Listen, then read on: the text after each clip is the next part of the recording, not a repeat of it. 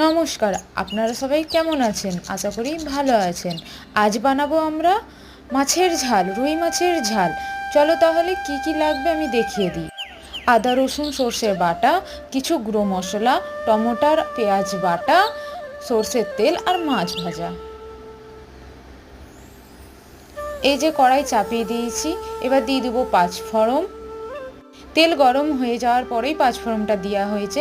এরপর দিয়ে দিচ্ছি আমরা টমেটোর আর বেটে রাখা পেঁয়াজটা। কিছুক্ষণ কষে তারপর দিয়ে দিচ্ছি আদা রসুন সর্ষে বাটাটা।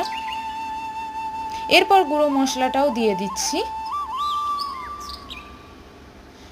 ভালো করে কষে তারপর জল দেব। এরপর ভালো করে কষা হয়ে যাওয়ার পর মাছটা দিয়ে দিলাম। ভালো করে ফুটিয়ে নেব।